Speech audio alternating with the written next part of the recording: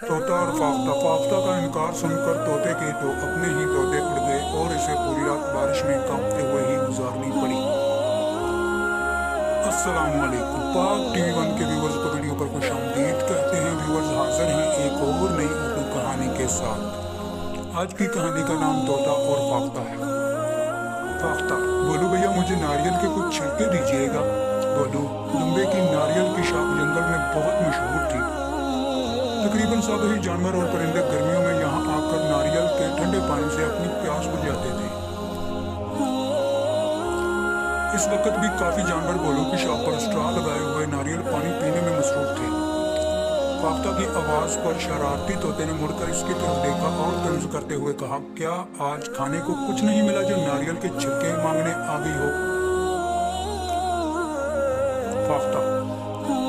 फाख्ता ने बुरा मनाए बगैर जवाब दिया, अरे नहीं तोते भाई, खाना तो खा चुकी हूँ। इन छिलकों से आहिस्ता आहिस्ता बाहर निकालूंगी ताकि अपने लिए एक अच्छा सा घर बना सकूं। तोते ने हैरानी से पूछा, खैरियत, तुम्हें बड़ी फिक्र हो रही है नया घर बनाने की?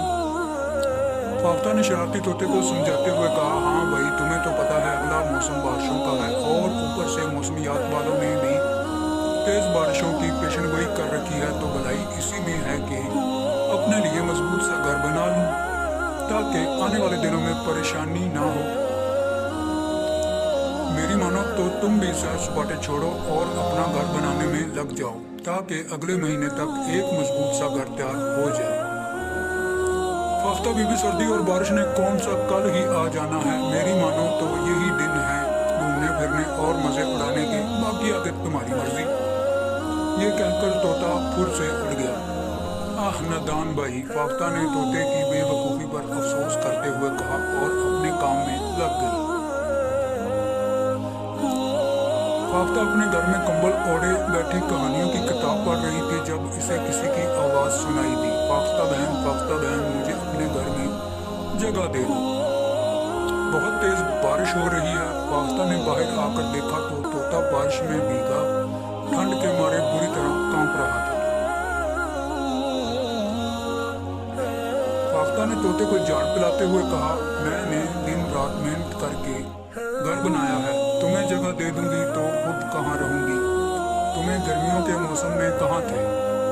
अपने लिए घर नहीं बना सकते थे? तोते ने मस्कीन सी सूरत बनाते हुए कहा, बहुत सर्दी लग रही है और बारिश है कि रुकने का नाम ही नहीं ले रही। इस तरह तो मैं बीमार पड़ जाऊंगा, प्लीज मेरी मदद करो। मगर फाख्ता ने इसे एक ना सुनी। तुम जा सकते हो कहते हुए दरवाजा बंद कर दिया।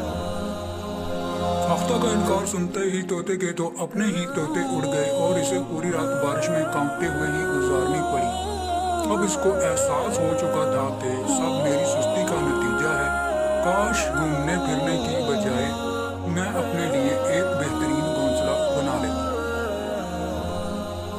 तो दोस्तों, कैसी लगी आज की वीडियो कमेंट बॉक्स में बताइएगा जरूर। वीडियो अच्छी लगी वीडियो को लाइक और हमारे पाक टीवी वन चैनल को सब्सक्राइब कर लें ताकि आने वाली हर नई उर्दू कहानी आपके पास बर वक्त और आसानी से पहुंच सके।